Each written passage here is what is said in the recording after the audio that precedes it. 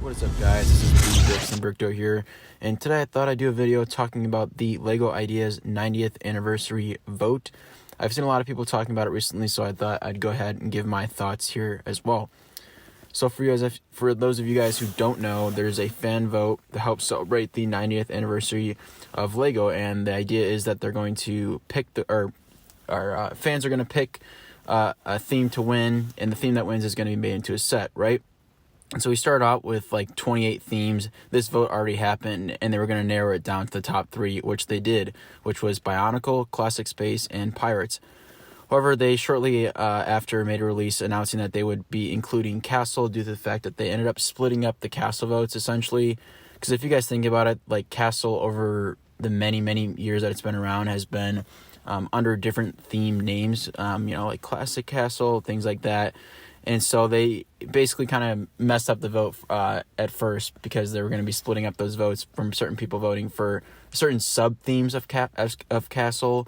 And so they decided to go ahead and kick off the second fan vote, including Castle as a fourth option. So the four options right now, and you can go ahead and vote right now on LEGO Ideas, are Bionicle, Classic Space, Pirates, and Castle. And so I wanted to talk about this because I think there was a lot of discussion regarding Bionicle. Should it be the set that sort of commemorates the 90th anniversary of LEGO? Now, I will go ahead and say this. My personal opinion is that if you're just going to do a fan vote, which is, in my opinion, really fun, you have to be okay with letting everybody basically do what they want with it, whether that be, campaigning for it on their social media, whether people maybe pushing for certain things, disagreeing with certain things, letting out their public opinion on YouTube, wherever that might be. And they're going to have to come to the realization that there's going to be big influencers in these votes. And we've seen this in the past. We saw this with the gunship, and we obviously saw that with the 501st Battle Pack movement. And so I think that is actually a good thing. Personally, for me, I think it is just sort of a fun vote. These things, I don't think it's in any way to be taken too seriously or to be too upset about it. And I think in general, it's good for the community to come together and to sort of, back certain people behind voting for one thing or another. And I just think it's fun. It's competitive. It's fun.